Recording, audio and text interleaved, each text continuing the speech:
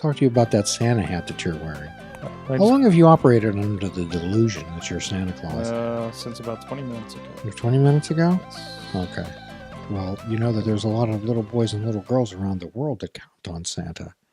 And I'm hoping that if you decide to fill that role, that you're committed to it. You understand that this is an awesome responsibility. It is an awesome responsibility. Yes. Some call it the Santa Claus. Uh-huh. The Santa Claus. Claus of what? The clause in the contract of Santa. Oh, do you think Santa? What type of clause does Santa have in his contract? If he falls off your roof, that you have to take over Santa. Oh, that's what Tim Allen taught me. Oh, I see. Okay. Well, also, I think there's a clause for every little boy and girl that they have to leave certain amounts of food out for Santa at night. Do they? Yes. Do they not? Okay. And what are those items usually? Some cookies, some milk. Cookies and milk? I'm worried about his lactose intake, but you know. So you're actually concerned about Santa's health? Yes. Okay. Yes. It's a lot of cookies. It's a lot of milk. Uh-huh. Mm-hmm. Okay. All right. Well, good. Well, you understand that the cookie manufacturers and the milk producers count on the children to be able to buy their products to get them out on Christmas Eve. That's true. So if you really interfere with this, you're making quite a dent in the economy. Well, maybe it's time to bring up the almond milk manufacturers. Almond milk. Do you understand how many people are, depending on the livelihood to produce the cookies and the milk? Huh. So are you Santa or are you the Grinch? Are you a double agent? A double agent? Yes. What are my motives? Are you working for the other side? The other side? Wait, what? Is the other side of Santa the Grinch? Mike, how long have you been working for the enemy? I work for my own side. Welcome to Fishing Without Bait. Well, welcome to Fishing Without Bait. A lifetime without definitive expectations, huh? Okay, well, shall we go ahead and start the show? I think we already have. We have started the show? Yes. Okay. Well, sometimes we like to engage in a little bit of chatter, a little bit of playful nonsense. However, dear friends out there, particularly I'd like to address this to my friends out in the Twitterverse, as I have been interacting with quite a few individuals tonight. I think you probably know who you are. Made some very nice contacts, some nice people that interact with, and some people that have really opened up and shared some of their life with me as I have with them.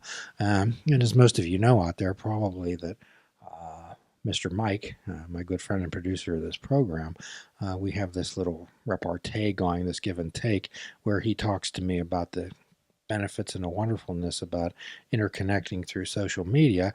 And then I explain to him, in my role as a behavioral health therapist, I see the opposite side of that picture where I help people disconnect to connect. And before we get into the main thrust of the show, I'd like to share with everybody that after dealing with procrastination for so long, I overcame it. And last Friday, I disconnected. I turned my cable off and got rid of my landline. Really? Yes, it's done. Welcome to the cut world. Yeah, it's all done. The only thing that I have now is the internet where I can do the streaming and whatever. But so at the end of the show, when you say turn off the TV every once in a while, you did that permanently. I did. I cut the cord. Yes. I cut the cable off, and although they tried to, talk me into different type of emotions and come-ons, I chose to disconnect, and I haven't turned back. So, dear friends out there in the Twitterverse and everywhere else verse, under the sea and above the stars, this is Jim Ellermeyer, I'm a behavioral health therapist, and today I'm joined by my good friend and co-host of this program, Mr. Mike. And today what I'd like to do is to talk some straight talk. I'd like to talk to people, and I'd like to talk to people about giving, although this is the time of year where people give. And unfortunately, this is the only time of year where people begin to think about goodwill on earth and peace and all those type of wonderful things. However, I'd like you to hear the words I say. I was viewing a video, Mike, the other day about a social experiment where a group of people had this young lady, maybe 6, 7 years old, and they had her dressed up in some fine type of clothing, some upper scale type of thing, nice, clean, well done hair, and perhaps she was in an airport, wherever, and she would approach people saying that she was lost or whatever, looking for her mommy or daddy or whatever. And it was amazing how many people really took time to sit down with this young lady and help her out, maybe direct her in the right direction, provide her in any assistance that they possibly could. And then the same young lady was taken and had her hair mussed up, perhaps maybe some little smudges on her face, maybe dressed in some tattered clothing, some distress, let's call it distressed clothing. And they sent her out to do the same thing. And it was saddening, it was disheartening, the number of people that turned away from this young lady, the number of people that just told her to go away or just looked at her and just completely ignored her. So my thoughts to everyone out there is that we've often talked about this program, and I'm going to talk straight talk to every single person out there now. The Bible's Jesus refers 184 times in the New Testament about the responsibility to help the poor, the marginalized, the oppressed, the falsely imprisoned, the weak, the voiceless. 184 times. Do you think he meant it, Mike? That sounds pretty significant. That's yes, when he referred to it that often. So when we talk about people who say that they're Christians, now if you're a Christian, who would you supposedly follow? That would be Jesus. That would be Jesus, to follow his words and his deeds, right? Okay. So the whole idea is, what was Jesus's message all about? It was about giving of yourself and not being self-centered. It was about compassion. It was about forgiveness. Mhm. It was about working on your own and having a bond with the divine, with the creator. Is that correct? Okay. So things get pretty muddled along the way, doesn't it? Okay. Now, I may offend some people out there, but that's okay. This is a program about straight talk, and we're really talking straight talk tonight.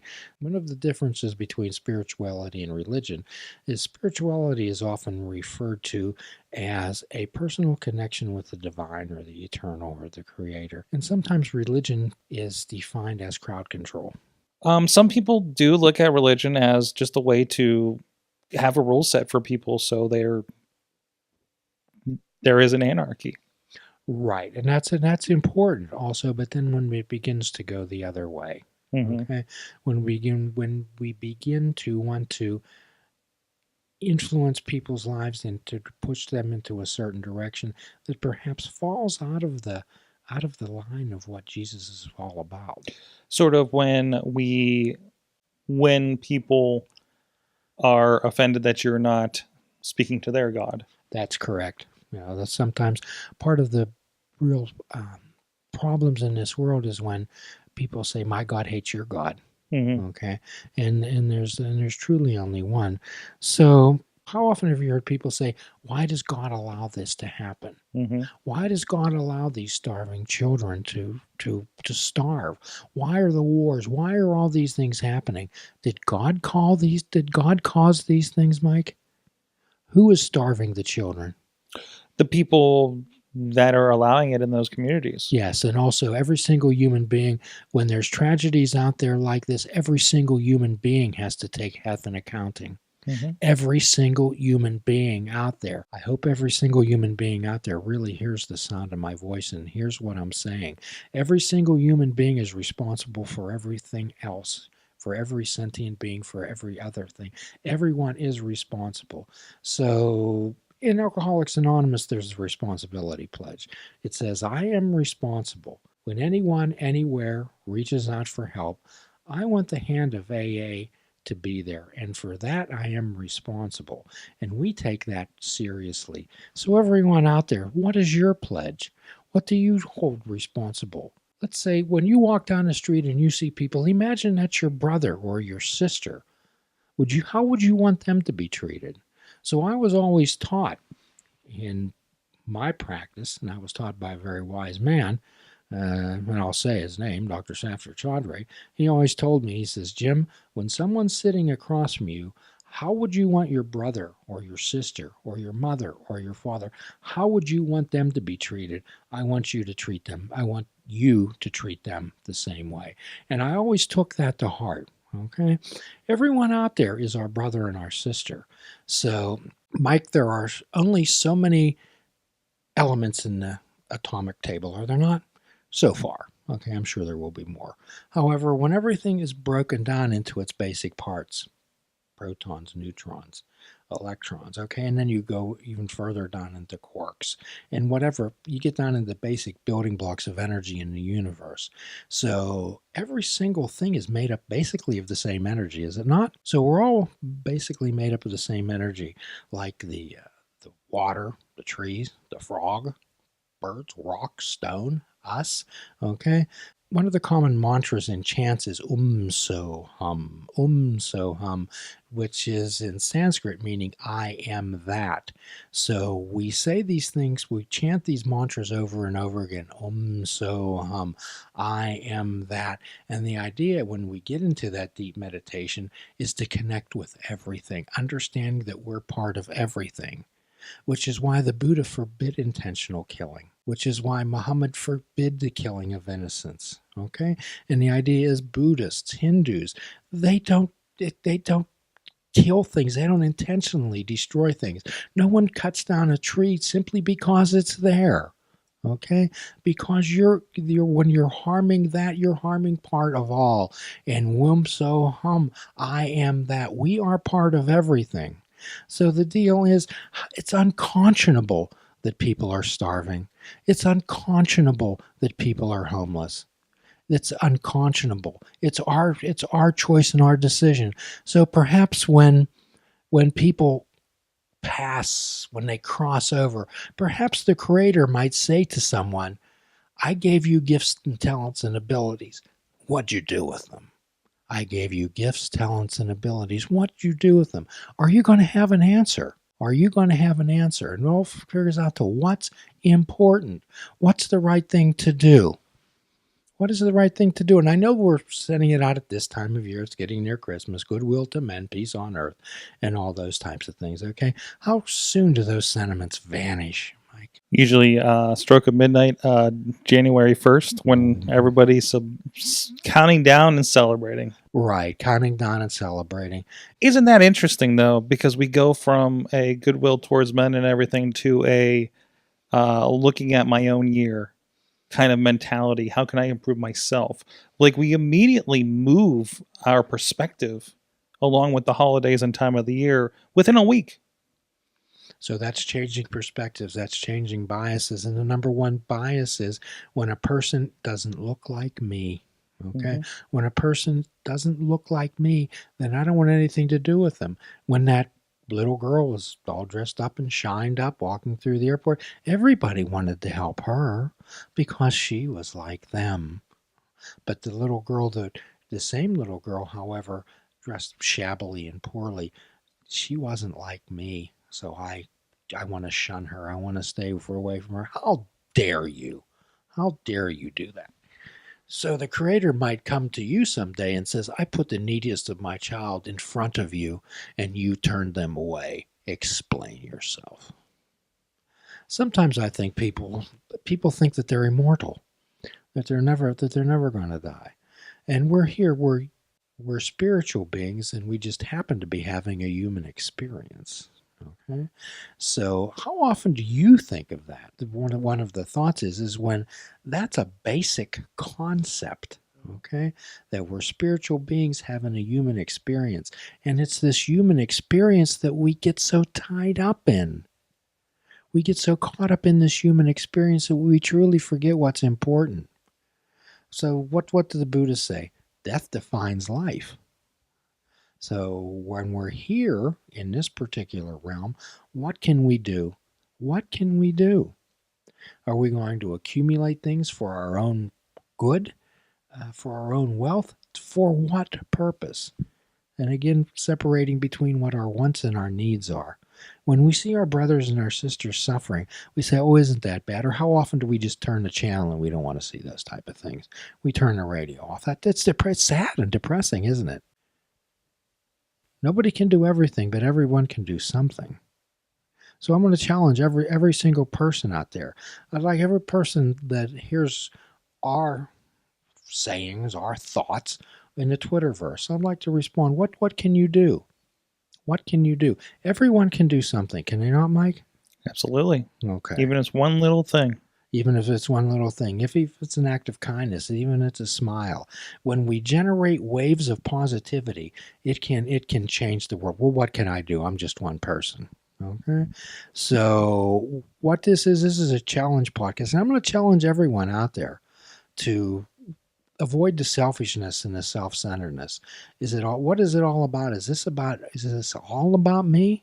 I've told you about a friend of mine that often says, I'm not much, but I'm all I think about. Okay. Are we important? Yes. Every single person is important out there, and we help ourselves in order to help others. And this is one of the real purposes of fishing without bait. We've evolved so much in our talks, and where we develop values and we develop choices. And if we're not able to help other people in what we do, one of the things, perhaps, you and I, before we started our little chat tonight, we listened to one of Pink Floyd's most famous songs, "For the Turning Away." Okay. And what it is, it talks about, how dare you turn away from the people in need? How dare you do that? Who are you to make that decision? Who are you when you go back into your warm homes and your nice places and sit there and think of and be grateful for everything that you have? Remember, gratitude is an action word. Gratitude must go forward. Okay? When we read about the people in these war-torn countries and said, "Oh, how horrible those people are to treat those people that way." Well, what are we doing about it? We're going over there and uh, trying to participate in the same type of thing, to participate in this mass slaughter. And in the meantime, people are being caught up in this human misery. Okay? And what are we doing to help that? What are we doing to help that people? Are we trying to kill people to show them that killing is wrong? What's going on? What's the purpose here, Mike? Who's finally going to be able to stand up and say enough's enough? Has to be each individual one of us. Each individual to stand up. Everyone has a voice, and if the voices combine and say, this is insanity. This madness must stop. When are we going to stop killing people and start helping people? So remember, our friend Thomas Merton said most of the ills in the world can be defined as greed, lust, and self-love. There are many, many, many, many good people. I remember Lyndon Johnson, when he was president, termed it the silent majority. That's the issue. There's a silent majority up there. And remember what Dr. Martin Luther King said: evil will triumph when good people do nothing. Where's your voice? Where's your courage? Who will speak up? Remember we talked about the time that they, I, you can insert the name of the guy in there, the quote of the person, he was from France. But the idea is when they came for the Jews, I did nothing because I wasn't a Jew. And they came for the Catholics. They came for the trade unionists. They came for the African Americans. They came for the marginalized, and I did nothing because I wasn't one of them. But then they came for me, and I called for help, and there was no one left to help me. So what we'd like to do tonight is challenge every single person out there that hears this, that they can do something. And everyone believes that they can do nothing. They can do something. And I'm going to make some strong statements tonight, Mike. If you feel that you can't do anything, if you feel that you have no place to turn to, if you feel you have no voice at the table, you're always welcome here. You're always welcome at Fishing Without Bait. You're always welcome to join our conversation. You're always welcome to join our podcast. We have a platform, and we're looking for individuals. We're looking for people who want to share stories of recovery. We're looking for people who have a message and want to carry and perhaps influence positivity into other people's life. So I know this may be a little bit of a downer message tonight, Mr. Mike, but that's the way I'm kind of feeling when I've been seeing some of the things going on in the world today, and it makes me angry. It makes me angry, and sometimes I look at my own self and I ask myself, what type of a coward are you that you're not your voice isn't out there, that you're not standing up and saying something about this? Well, those times are over, and they've changed. And I think that you understand that we have changed our view and our thoughts many times. And not looking to become generic and have the friendship club. We're looking to make a positive impact on this world. So, as always, we'd like to end our podcast with a free prescription: fruits, nuts, and vegetables. Unplug your television, as I just did, and perhaps take up fishing. And for a truly mindful experience, we ask that you fish without bait. And until then, do a kindness to yourself, do a kindness for another. Forgive yourself, forgive another. Till all are free, none are free. Namaste.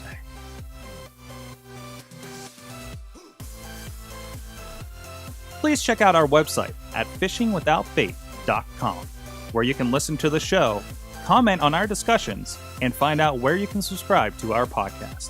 If you're interested in flying the colors of Fishing Without Bait, click the shop icon on our website. We have clothing, mugs, cell phone cases, and so much more. Show the world that you fish without bait. This show is a member of the Sorgatron Media Podcast Network.